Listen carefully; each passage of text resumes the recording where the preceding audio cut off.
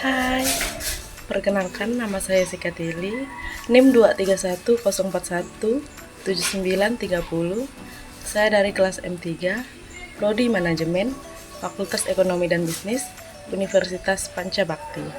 Di sini, saya akan menjelaskan tentang teori produk menurut para ahli. Kita harus menjelaskan arti produk dengan jelas, karena masih banyak orang di luar sana yang belum mengerti arti dari produk. Berikut saya akan menjelaskan produk dengan benar dengan metode FAM. Yang pertama adalah F, yaitu fitur.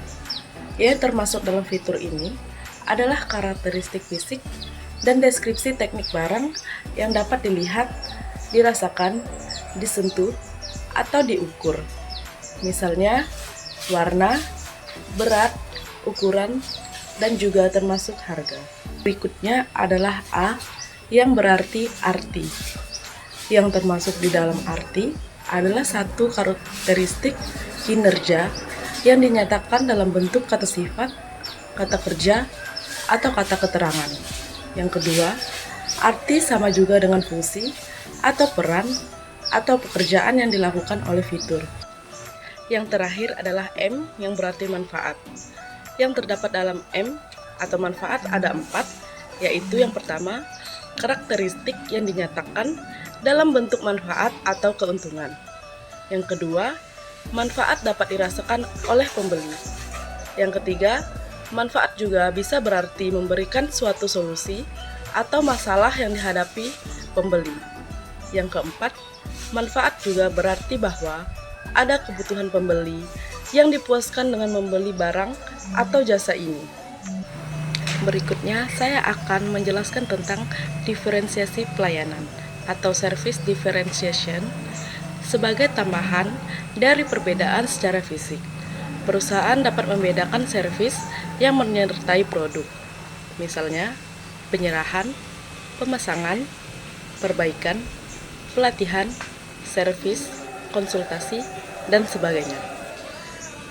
Di sini saya akan menjelaskan macam-macam bagian dari diferensiasi pelayanan. Yang pertama ada ordering S, adalah konsep yang mengukur seberapa mudah dan efisien suatu sistem atau antarmuka memungkinkan pengguna untuk melakukan pemesanan produk atau layanan. Yang kedua ada delivery. Delivery adalah proses pengiriman barang atau layanan dari penjual atau penyedia jasa kepada pembeli atau pengguna akhir. Yang ketiga adalah customer training atau pelatihan layanan pelanggan. Adalah strategi yang digunakan bisnis untuk meningkatkan kompetensi tim dukungan mereka. Ini melibatkan pengajaran agen tentang produk atau layanan, komunikasi pelanggan, perangkat lunak pendukung, dan masih banyak lagi. Yang keempat ada maintenance dan repair. Adalah dua konsep yang berhubungan dengan pemeliharaan dan perbaikan suatu sistem atau peralatan.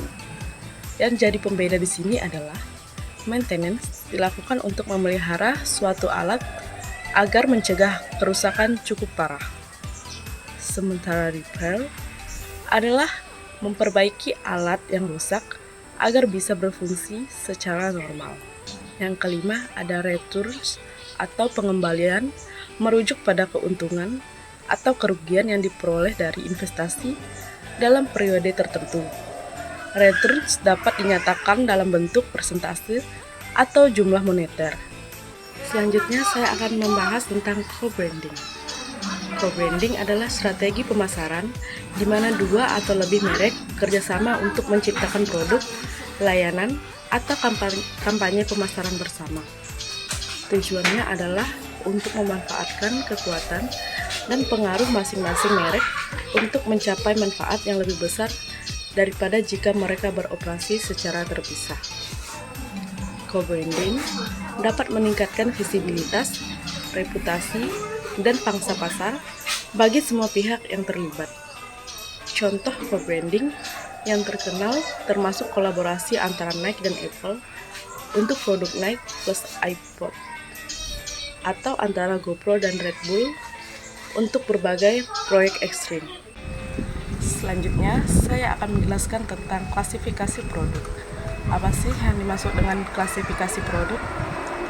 Product classification adalah cara mengatur produk ke dalam beberapa kategori yang didasarkan pada perilaku pembelian konsumen, kesamaan dengan merek kompetitor, dan kisaran harga. Menurut HubSpot, proses klasifikasi produk tersebut dapat membantu marketer untuk menargetkan kebutuhan konsumen dengan lebih spesifik. Yang pertama ada klasifikasi produk berdasarkan keberwujudan atau tangibility. Yang pertama ada barang. Pengertian barang adalah produk atau sumber daya yang bertujuan memuaskan kebutuhan. Barang adalah produk berbentuk fisik yang memiliki bentuk nyata sehingga bisa dilihat, disentuh, dan diraba. Karena berbentuk fisik, maka barang bisa dilihat jelas oleh semua orang. Yang kedua ada jasa. Jasa adalah layanan melibatkan interaksi konsumen dengan barang-barang milik, namun tidak ada transfer kepemilikan. Yang kedua ada klasifikasi produk berdasarkan daya tahan atau durability. Klasifikasi produk berdasarkan daya tahan dibagi menjadi dua, yaitu yang pertama barang tidak tahan lama.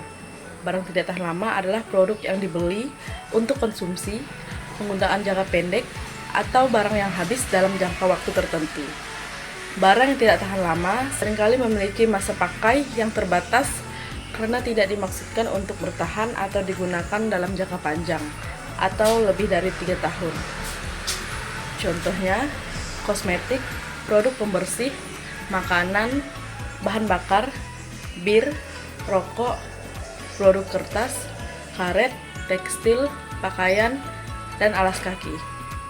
Yang kedua ada barang tahan lama. Dalam ilmu ekonomi, barang tahan lama atau barang kertas atau barang tahan lama konsumen adalah barang yang tidak cepat rusak atau lebih khusus lagi, barang yang menghasilkan kegunaan seiring berjalannya waktu dibandingkan dikonsumsi seluruhnya dalam satu kali penggunaan. Contohnya, mobil, peralatan rumah tangga, barang elektronik konsumen, furniture, peralatan olahraga, senjata api, dan mainan. Yang ketiga ada klasifikasi produk berdasarkan kegunaan. Biasa dibagi menjadi dua kategori utama. Yang pertama produk konsumsi atau consumer goods dan produk industri atau industrial goods. Berikut adalah penjelasan masing-masing kategori beserta subkategorinya. Yang pertama ada produk konsumsi atau consumer goods. Produk konsumsi adalah barang dan jasa yang dibeli oleh konsumen akhir untuk kebutuhan pribadi atau rumah tangga. Produk ini dapat diklasifikasikan lebih lanjut menjadi beberapa jenis. Yang pertama ada produk harian atau convenience goods. Produk yang dibeli secara rutin dan sering seperti makanan, minuman, dan barang-barang kebutuhan sehari-hari lainnya. Yang kedua, ada produk belanja atau shopping goods. Adalah produk yang dibeli setelah melakukan perbandingan harga, kualitas, dan gaya, seperti pakaian, elektronik, dan perabotan rumah. Yang ketiga ada produk spesial atau specialty goods. Produk yang memiliki karakteristik unik atau merek yang khusus yang dicari oleh konsumen, seperti mobil mewah, jam tangan mewah, dan produk desainer. Yang keempat ada produk yang tidak terduga. Adalah produk yang tidak secara aktif dicari oleh konsumen atau tidak disadari kebutuhannya sampai saat tertentu, seperti asuransi jiwa dan layanan pemakaman. Yang kedua ada produk industri atau industrial goods. Produk industri adalah barang dan jasa yang dibeli oleh perusahaan atau organisasi untuk digunakan dalam produk barang dan jasa lainnya, atau untuk menjalankan operasional bisnis. Produk industri dapat diklasifikasikan menjadi beberapa jenis. Yang pertama adalah bahan baku. Bahan baku adalah produk yang digunakan sebagai bahan dasar dalam proses produksi. Yang kedua ada komponen dan suku cadang. Komponen dan suku cadang adalah produk yang menjadi bagian dari produk jadi, seperti chip komputer, mesin, dan suku cadang mobil. Yang ketiga adalah barang modal atau capital goods. Barang modal adalah produk yang digunakan untuk memproduksi barang lain atau memberikan layanan seperti mesin, alat berat, dan bangunan. Yang keempat ada perlengkapan dan layanan bisnis. Perlengkapan dan layanan bisnis adalah produk yang mendukung operasional bisnis sehari-hari seperti alat tulis, perlengkapan kantor, dan jasa kebersihan. Dengan memahami klasifikasi produk berdasarkan kegunaannya, perusahaan dapat merancang strategi pemasaran yang lebih efektif dan efisien, sesuai dengan karakteristik dan kebutuhan pasar targetnya. Selanjutnya, saya akan menjelaskan tentang konsep pemasaran. Dalam konsep pemasaran, produk seringkali dibagi menjadi beberapa tingkatan untuk memberikan pemahaman yang lebih mendalam tentang nilai atribut yang ditawarkan kepada konsumen. Berikut adalah 5 tingkatan produk. Yang pertama, ada produk inti atau core benefit, yang merupakan manfaat dasar atau kebutuhan inti yang dipenuhi oleh produk. Contohnya, inti dari produk mobil adalah transportasi. Yang kedua, ada produk dasar atau basic produk. Produk dasar adalah produk dalam bentuk dasarnya yang mencakup atribut atau manfaat dasar yang harus ada. Misalnya sebuah mobil harus memiliki mesin, kursi, ataupun roda. Yang ketiga ada produk yang diharapkan atau expected product. Tingkatan ini mencakup semua atribut dalam kondisi yang biasanya diharapkan oleh konsumen ketika mereka membeli produk tersebut. Misalnya, pembeli mobil mengharapkan mobil yang dapat diandalkan, aman, dan efisien dalam penggunaan bahan bakar. Yang keempat, ada produk yang ditingkatkan atau augmented product. Produk ini adalah produk dengan fitur tambahan yang membedakan produk tersebut dari pesaing dan memberikan nilai tambah bagi konsumen. Misalnya mobil dengan sistem navigasi GPS, garansi panjang, atau layanan pelanggan 24 jam. Yang kelima ada produk potensial atau potential product. Potensial produk adalah semua peningkatan dan transformasi yang mungkin dilakukan terhadap produk di masa depan. Ini mencakup inovasi dan fitur baru yang dapat dikembangkan untuk memenuhi kebutuhan konsumen yang terus berkembang. Misalnya, mobil yang dapat mengemudi sendiri atau memiliki teknologi baru yang harus ditingkatkan. Kelima tingkatan ini membantu pemasaran dalam merancang strategi produk yang lebih efektif dengan memahami dan memenuhi berbagai kebutuhan serta harapan konsumen. Sekian dari saya. Jika ada salah kata atau salah materi yang saya sampaikan, saya mohon maaf. Sekian dan terima kasih.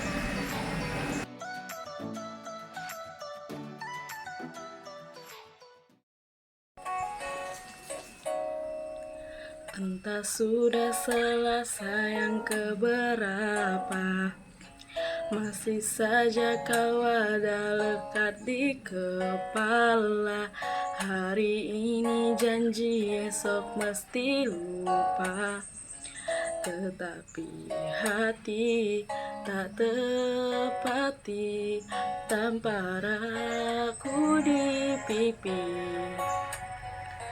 Biar sadar dan ku mengerti, hujan samarkan derasnya, tutup air mata, temani kecewaku yang telah lama. Berdosakah ku berdoa, minta kau terluka dan tinggalkan dirinya.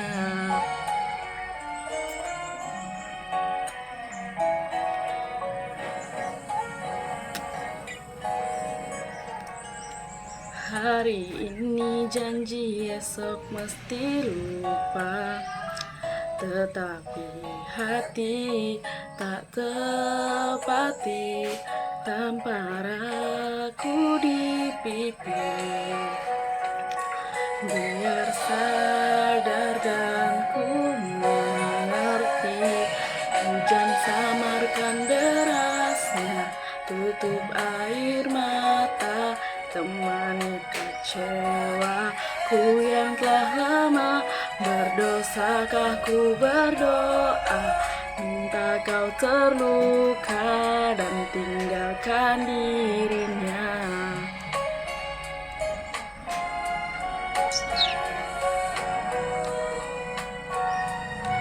Bukan ku tak berupaya,